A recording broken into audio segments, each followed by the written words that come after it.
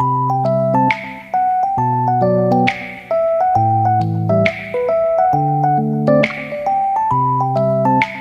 श्री राम। मैं ईशु हरवानी हनुमान गट्टा हूँ राजस्थान से। रोज आपको गंगा दर्शन लाइव दिखाता हूँ, तत्पश्चात पंचांग सुनाता हूँ, तत्पश्चात स्कंद पुराण का एक अध्याय सुनाने की मैं पूरी चेष्टा कोशिश करता हूँ। आज का अध्याय जो है वो है लोमश जी का राजा इंद्रद्युम्न को अपने पूर्व जन्म का चरित्र सुनाकर शिव जी की आराधना का महत्व बतलाया। अर्जुन बोले, नारद जी, आपने मही संसागर संगम के अद्भुत महत्व का वर्णन किया। उसे सुनकर मुझे बड़ा विस्मय और हर्ष हो रहा है। बताइए, इसके यज्ञ में मही नदी प्रकट हुई है। नारद जी ने कहा, पांडुनंदन, प्राचीन काल में इस पृथ्वी पर इंद्रद्युम्न नाम से एक प्रसिद्ध राजा हो गए हैं। वे बड़े दानी संपूर्ण धर्मों के ज्ञाता, माननीय पुरुषों का सम्मान करने वाले तथा समर्थशाली थे। वे उचित कार्यों के ज्ञाता, विवेक के निवास स्थान तथा गुण के समुद्र थे। भूमंडल में कोई भी ऐसा नगर, ग्राम या शहर नहीं था जो राजा के द्वारा किए गए धर्मानुष्ठान के चिन्हों से अंकित न हो। उन्होंने ब्रह्म विवाह की विधि से अनेक बार कन्यादान किया था। वह धनार्थियों को 1000 स्वर्ण मुद्राओं से कम दान नहीं देते थे। दशमी तिथि के दिन रात्रि काल में हाथी की पीठ पर नगाड़ा रखकर उनके संपूर्ण नगर में बजाया जाता था और यह घोषणा की जाती थी कि कल प्रातः एकादशी का व्रत है, वह सबको करना चाहिए। गंगा की बालू, वर्षा की धारा और आकाश के तारे कदाचित विद्यमान पुरुषों द्वारा गिने जा सकते हैं, परंतु महाराज इंद्रद्युम्न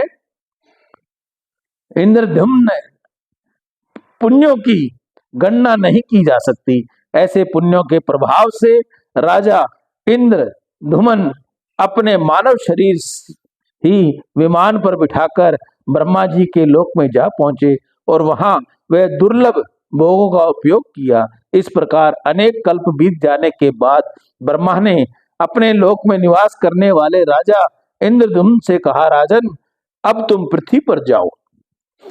राजा ने ब्रह्मा जी की यह बात सुनी और सुनने के साथ ही अपने को पृथ्वी पर आया हुआ देखा। उसके बाद राजा इंद्रद्युम्न मार्कंडेय मुनि, नाड़ीजंग, वक्र, प्रकार, कर्ण, उल्कू, चिरायु, गीधराज एवं मंथर कछुए से मिले और वे बोले, समय 4 मुख वाले ब्रह्मा ने ही मुझे स्वर्ग से निकाल दिया है। इसके कारण मैं लज्जित हूँ। अतः बार बार पतन होने के दोष से दूषित सरलोक में अब मैं नहीं जाऊंगा। अब तो मैं अविद्या और पाप का नाश करने वाले विवेक वैराग्य आश्रम ले ज्ञान प्राप्ति पूर्वक मोक्ष के लिए यत्न करूंगा।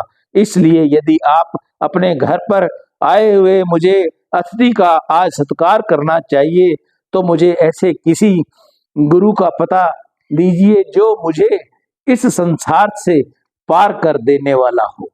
कछुए ने कहा, राजन, लोमश नाम वाले एक महामुनि है जिनकी आयु मुझसे भी बड़ी है।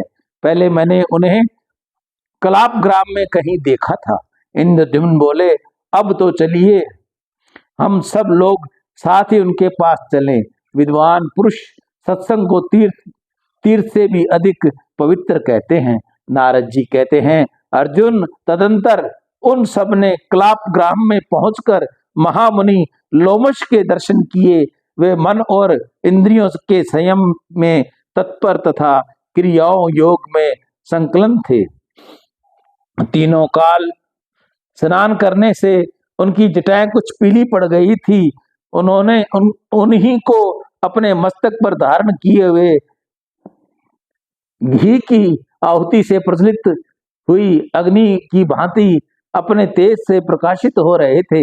उन्होंने छाया करने के लिए अपने बाएं हाथ की एक मुट्ठी तृण ले रखा था और दाहिने हाथ में रुद्राक्ष की माला धारण कर रखी थी। वह महामुनि मित्र मार्ग में स्थित थे, जो कटु वचन आदि के द्वारा पृथ्वी पर रहने वाले प्राणियों को पीड़ा न देते हुए केवल जप से सिद्धि प्राप्त कर लेते हैं, वह मुनि मित्र कहलाता है। राजा मुनि बक उल्क गृध्र और कछुए कलापग्राम में उन पुरातन तपोनिधि महात्मा का दर्शन करने के चरणों में प्रणाम किया। मुनि भी आसन आदि देकर स्वागत सत्कार के द्वारा उन सब का प्रसन्न किया। तत्पश्चात उन्होंने अपना मनोगत कार्य निवेदन किया। कछुआ बोला, भगवान, ये यज्ञ करने वाले पुरुषों में अग्रगण्य महाराज इंद्रद्युम्न है। वसुंधरा में इनकी कीर्ति का लोप हो जाने से ब्रह्मा जी ने इन्हें स्वर्ग से निकाल दिया। अब ये स्वर्ग की इच्छा नहीं रखते, वहां से पुनः गिरने का भय बना रहता है, इसलिए स्वर्ग इन्हें भयानक प्रतीत होता है। अब आपके अनुग्रह से मोक्ष प्राप्त करना चाहता है, अतः मैं इन्हें अपने पास ले आया हूँ। इन्हें आप अपना शिष्य समझें और इनके मनोवांछित प्रश्नों का उत्तर दें, क्योंकि परोपकार साधु पुरुषों का व्रत है। लोमश ऋषि ने कहा, कूर्म, तुम्हारा कथन उचित ही है। राजन, तुम्हारे मन में क्या संदेह है, सो बतलाओ। इंद्रद्युम्न बोले, भगवान, मेरा पहला प्रश्न यह है कि गर्मी का समय है, सूर्य देव आकाश के माध्यम में आकर तप रहे हैं, तो भी आपने अपने लिए कोई कुटिया क्यों नहीं बनाई, जो हाथ में तिनके लेकर आप मस्तक पर छाया किए हुए हो। लोमश ऋषि ने कहा, राजन, एक दिन मरना अवश्य है, यह शरीर गिर जाएगा, फिर इस अनित्य संसार में रहने वाले मनुष्यों द्वारा किसके लिए घर बनाया जाता है। दांत चले जाते हैं, लक्ष्मी चली जाती है, तथा यौवन और जीवन भी चला जाने वाला है। यह जो कुछ दिखाई देता है सब अत्यंत चंचल क्षणभंगुर है। ऐसी दशा में दान करना ही मनुष्य के लिए सर्वोत्तम ग्रह है। इस प्रकार संसार को असार और चलायमान जान लेने पर किसके लिए कुटी आदि का संग्रह किया जाए। इंद्रद्युम्न ने पूछा, भगवान, तीनों लोकों में केवल आप ही चिरायु सुने जाते हैं, इसलिए मैं आपके पास आया हूँ। फिर आपके मुंह से ऐसी बात क्यों निकलती है। लोमश ऋषि ने कहा, राजन, प्रत्येक कल्प में मेरे शरीर से एक रोम टूट कर गिर जाता है, जिस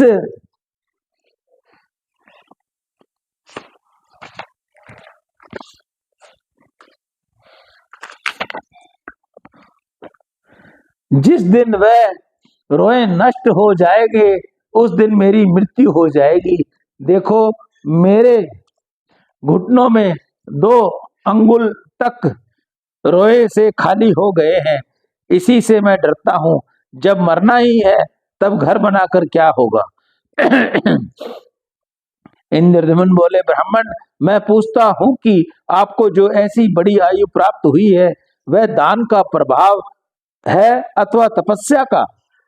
लोमश ऋषि ने कहा, राजन, सुनो, मैं अपने पूर्व जन्म का प्रसंग सुना रहा हूँ। यह कथा शिव धर्म की महिमा से युक्त, पुण्य दायिनी तथा सब पापों का नाश करने वाली है। पूर्व काल में मैं इस पृथ्वी पर अत्यंत दरिद्र शूद्र होकर उत्पन्न हुआ था।